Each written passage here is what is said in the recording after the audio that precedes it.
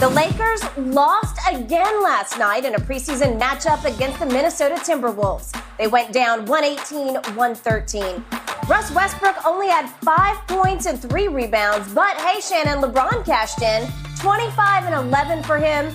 AD had 19 points and 13 rebounds, and they played a decent amount of minutes. All three played at least 24 minutes. All right, Shannon, jump in. What's your biggest takeaway here? AD and LeBron looked unbelievable. They looked in mid-season form. I was happy to see the way AD was playing. I wish he would cut down on some of his three takings because AD is – I just wish he wouldn't shoot so many threes. You realize they are encouraging him to shoot more threes. No, they should not. No, they should not. AD and LeBron looked unbelievable. I like what I saw from Lonnie Walker last night, Skip. He had it going really well, attacking the basket, made some pretty good mid-range pull-up shots, but then had a mild ankle sprain in the third quarter. I mean, the ankle sprain. The Lakers says it's mild. Reevaluate him, and we'll see. Hopefully he's ready to go by next week. But the starting backcourt, 4 points, 0 for 7, 0 for 6, 5 turnovers in the first half. I don't know why Pat Beverly thinks because he had the purple and gold on, he's turning to Steph Curry. Because all of a sudden he wants to just launch up threes. Russ, the first 2 times he got the ball, Skip, what'd he do? How you make the same mistake every single time? Get the ball, step out of bounds. He looks at the official, toss the ball to the official. Come right back down the court to get him the ball again. What'd he do, Skip? Step out of bounds. Step right out of bounds again. And then the shot selection, when do you realize if you shoot 29% from the three, why are you taking? There's a reason why you're open. There's a reason why the opposing team are encouraging you to shoot those shots. Enough about him, Skip. Look, it's not going to work. Stop and play. Pat Bev trying to get the guys together. He's arguing with the official. He don't want to be a part of it.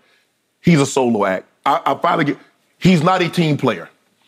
Lakers aren't going to do anything. I believe LeBron and AD will have excellent seasons this year. I really do. I like what I've seen thus far. Hopefully they can stay healthy for a minimum of 65 games.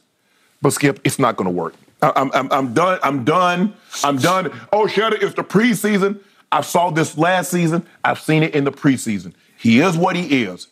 And I don't know if nobody wants him now. Because anybody that wants Russell Westbrook, I don't care what anybody say, they want to buy him out.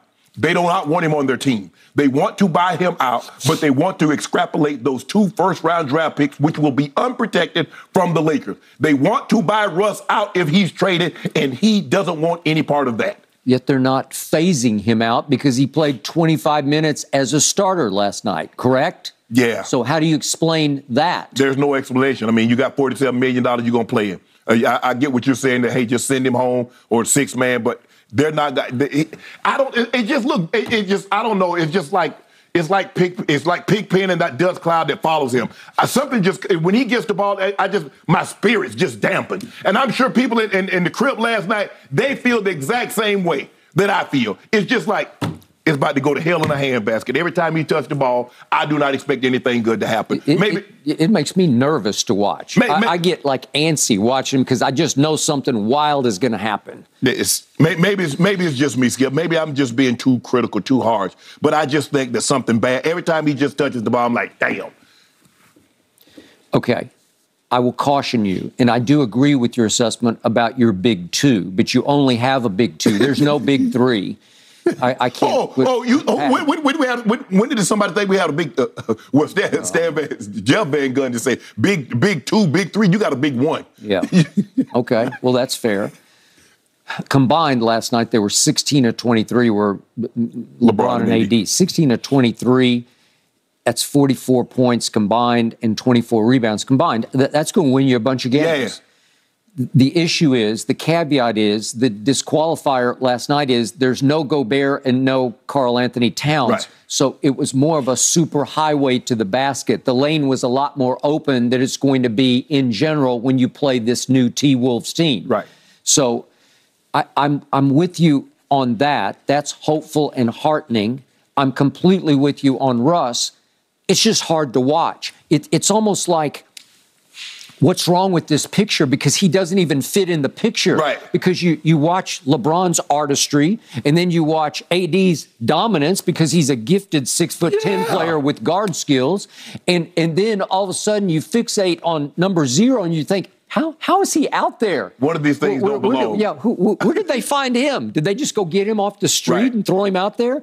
Because you spoke of the 3 turnovers. If we could just see them quickly, and I know it's not exactly a turnover blooper reel, Wes Brickian, but just to show, this is just in the first half last night. He dribbles back and he dribbles back and he just stepped out of bounds, okay? You're better. If you're the starting point guard for the Lakers. What did he do again? Stepped out of bounds, okay? And then here we go again, and it's, whoops. That's just bad basketball. Again, I've told you before, in church league, you get yanked for a pass like that because it was a no-hoper. You threw it to them. It didn't have any chance of going through. He's got wild hands. There were 3 or 4 more times last night when the ball's kind of fumbling out of his hands. Yeah. He managed to hold on to it. It will not work. I didn't think it would work from the start. And yet, the only way to overcome it is 2 ways. You can be a sniper of a 3-point shooting team, and they're just not. No. Again, LeBron is I'm going to be nice. LeBron's a below average, high volume 3-point shooter, and he's sort of the best you got. Yeah. Because I'm going to remind you, I watched so much of Lonnie Walker when he was a Spur as a first-round draft pick out of Miami, and he will flash for you because he flashed last night. Yeah. But in the big picture, ultimately, trust me, he will disappoint you. He's a horrendous 3-point shooter. Yeah. So he's not going to help in that regard. Kendrick Nunn couldn't help you last night. No. Schroeder finally showed up and played, and he went 0 for 4 last night. And would you believe, I don't guess you listened to the sound, but on ESPN, they were saying in their pregame chat with Darvin Ham, he was singing the praises of Matt Ryan. A lot of people think Matt Ryan plays football, but there is a basketball player named Matt Ryan, and I happen to know him because he played a year at my school, Vanderbilt, after he had left Notre Dame. And after the 1 year at Vanderbilt, he went to Chattanooga. He has bounced around minor leagues and the NBA, and Darvin Ham was raving about him as the answer to their 3-point shooting. And he took 3 last night and missed all 3. Yep. Okay, well, it has come to that. You're raving about Matt Ryan? Seriously? I was just dumbfounded and shocked by that because at one point, LeBron made his first one, and then I think there was a stretch of, was it 16 in a row that you missed? I know it's just a preseason game, and as Darvin Ham said in his little sideline interview, we just can't make a shot. Well, you really haven't been able to make a shot for a long time. Last year, you really couldn't make a shot. You didn't have anybody who could take up the slack unless LeBron gets a hot hand, which he does every once in a while. Right. Okay? He's sort of boom or bust from 3, and it's like that's all you got. So that leaves you with Darvin Ham's new calling card. The new sheriff says, we will be greatly improved on the defensive end. Yeah. I watched closely last night. I didn't see it. I couldn't see new tenacity. I couldn't see a new defensive mindset. Russ is going to play no defense. LeBron can't be expected to play great defense at this stage and age of his career. And remember, in the first half, well, heck, for the whole game, Naz Reid was just killing you. Naz Reid? Again, offensive rebounding. Yeah. 9 to 4. Look at it. Look 9 to at 4. it. I know. Okay, that's on AD because he's your answer to that. And he got his defensive rebounds, but he was getting killed on the other end of the court. Right. Okay, so who are you? What are you?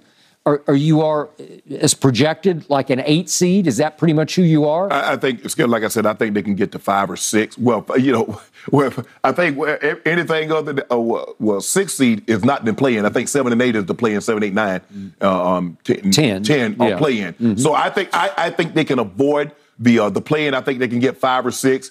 AD stays healthy for 65 games. Bron stays healthy for 65 games, and they get a consistent third scoring option. Be it Kendrick Nunn, I'm expecting it to be Kendrick Nunn. I'm going to say Kendrick Nunn is going to be our best. He just had a bad shooting night, but I like him. But he had some good looks. Ball went in and out, and he was struggling a little bit. But it's just the other guy. I just don't know. Maybe LeBron skipping year 10, AD in year 5. Combine those 2 guys together, they can play well enough to overcome what was supposed to be the addition and make it a big 3. Yep. But I don't believe LeBron in year 20 and AD right now can overcome his play. In the end, if you don't change your defensive mindset, these teams are coming into your house, and you could just see in the eyes of the T-Wolves last night, they're not afraid, man. Remember, they had to lead. And then they go on 11, 13-0 run. And then all of a sudden you had a lead that was 11 points, and all of a sudden you find yourself down by 2. Hey, D'Angelo and Ant-Man, they're like, hey, we got this. Watch this. Because they can get just about whatever they want on the offensive end. Yes. Well, it's just hard to win games like that unless you ask LeBron to play like he's 22. No, he can't. He can't exert that kind of energy because you need him. Because Skip, they say AD one, but LeBron is your number one scoring option, and you can't ask your number one scoring option to exert that kind of pressure on both ends. Not, as you said, not at this age. The man's about to be 38. He cannot exert. Nobody is exerting that kind of effort on both ends of the court at 38 years of age. And yet, the weirdest anomaly stat last night is he was a plus 10 of your starters, and you go down through your starters and all the way down the roster, and just about everybody else was a minus. So LeBron had a remarkable game in which, in his minutes, he had him plus 10. Well, that means you should have won the game, except all those other guys played, and they were all minuses. Yeah. The second unit is going to have to do a better job. They're going to have to do a better job. They're going to have to do a better job of holding or cutting into the lead. They feel deeper than they were last year. But last year they were deep in aging star power. Yes. Aging star power. But you had the Melos and the Dwights who know how to play. Right. They just aren't quite capable of playing. Right. And at this moment, it sounds like they aren't going to be playing at all. No, right? I don't think Melo or Dwight. It looks